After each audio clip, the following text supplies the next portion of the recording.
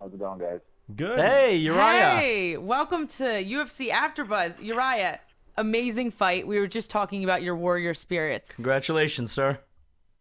Thank you guys so much. I have to ask you, did you we were talking about digging deep as a fighter at this level. Did you have to dig deep after that broken toe, after that first round? Yes. Like, I had to dig deep, but it was a combination of things, you know. Sometimes emotions kind of take over, even though most of the time you don't rely on emotions. It's just action that really helps. But with my karate background, I was taught to, you know, push through pain a little bit and overcome that, because pain is mostly temporary and it only lasts so much. So I just have to fight through it and suck it out. Was there much pain in that? I'm wondering about the adrenaline that you had going during the match. We saw you, you know, kind of sitting down afterwards. I'm sure that adrenaline dump probably kicked in and it hurt even more after the fact. To be honest, it wasn't really too much adrenaline, I could say. It was the fact that, you know, I don't know if I could say it on the air. I just Go ahead. Go for it. Go ahead. We let the guests say what they're I just went through my little fuck it phase. I said fuck it. Yeah. And I think sometimes in life you just got to say fuck it and just go in full force. I know I had a broken toe, so I said to myself, okay, I have three limbs left. I got two hands, I got one foot, and I was trying to figure out how can I move without feeling off balance. And each movement I just felt, you know, it was hurting. But, you know, I felt like I've been through so much already that a little small toe, I just put it as a really small minimum thing that it wasn't going to stop me. Yeah, you got 9 others. Who cares? That was awesome. There you go. I mean, how's the toe right now? To be honest, I'm actually walking already. You know, Oh, wow. I'm a little Wow. stubborn. I don't listen to it. We're speaking of you being on the rise, on a quick rise, and seeing you against more top 15, top 10 competitors. Who would you like to fight next? Man, I've been asked that question a lot. I do have a bunch of people I'd rather not say, because I'm not the type to call people out. Okay. But to give you an idea, I like to fight the best. And Yeah. for me, professionally, it's just go up against someone that's at a higher caliber, because I think I just want to get better. But to others, it's like, oh, you smack talking and Absolutely. See, but that's... But as a martial artist, I just want to get better. Yeah, you're right. This is J-Tan. I have full respect for that and have admired you since seeing you on the show. But that's a little bit. I'm not sure how much of the of our show you caught a little bit earlier, but we were talking about you know, in that next level, and you know, kind of lacking that that killer instinct. I'll use those words because I think they came out of my mouth. But that's the kind of thing we want from you, man. I think, as I said, the fans, I think they're bought on you, they're sold on you already. But that's the next part of the whole puzzle. Is, you know, I think there's a respectful way of calling out guys.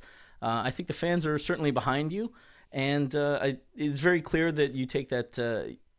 You hold that kind of reverence and martial arts philosophy, the humility, if you will. You hold that very near and dear to your heart. I wouldn't ever try to change you, but come on, give us a name, man. Come on. Who do you like better, Tim Boach or? That's what the fans, yeah. Everybody wants, but you know what? It's not about that, and I'm going to stick with it because I've been like that for a long time. That's how I am, and I've been questioning it for a long time. And Well, you know, the fans would be with you when you're on top, and they're the first to be against you when you're at the bottom. So I don't really do it for fans. I do it for myself and my friends and my family, because to me, those are the people I don't really have to explain myself to. If it was up to me, I'll just go in there and fight. I wouldn't have to do this media bullshit and all that. I don't need it. You know, it's a fight. It's simple. Just go in there and fight. Why do I have to do all that? But I get it. You got to sell it. You got to do all that stuff. You got to hype it up. You got to create a drama. I'm not about that. You know, I'm real. So I don't need to do that. I think you can sell it with your old school karate respect mentality as well. Just pleading the fifth and remaining silent and respectful can also sell. So no, it can't. No, it can't, man. Oh my god. No, them house payments and that car note, that's real too. You're right. You deserve to be at the top. You know, I think you're one of those guys that has it, and as I've said, the fans are sold. But let's get you to that next level. Let's see the superstardom. You know, you got to put it out there a little bit. Who do you want worse, Tim Boach or CB Dalloway? I'm not going to do it anyone else's way, because you know what?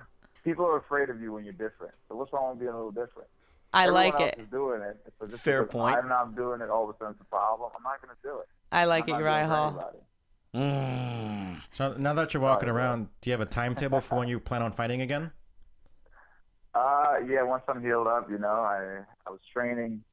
I was already training because they told me not to do anything. So I'm stubborn. That's a fighter. That's a fighter. That's a I'm fighter. trying to figure out how I can move and see what I can and cannot do. At what point did the toe? I'm trying to I was watching it over again. At what point did the toe start to hurt? Right away. I remember throwing a front kick and he kicked at the same time. I don't know where I kicked him. And I looked down. I don't know if you saw the video. I looked down at my foot and I saw my toe shifted.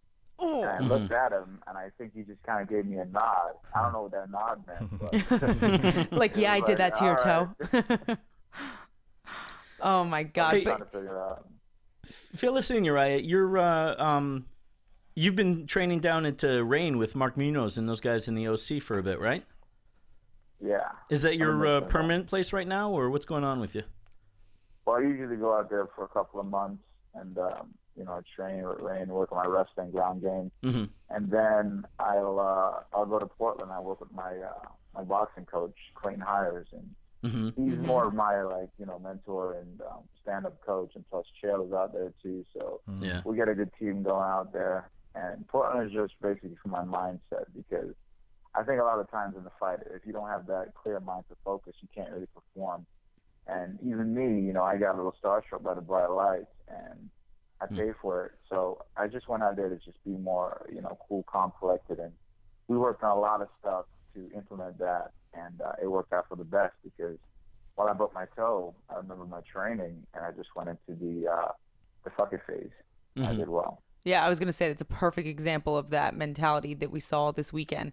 I was watching your face, and I loved it. You just had your hands down.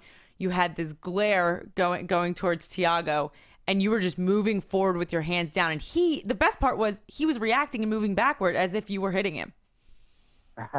So it was awesome to see.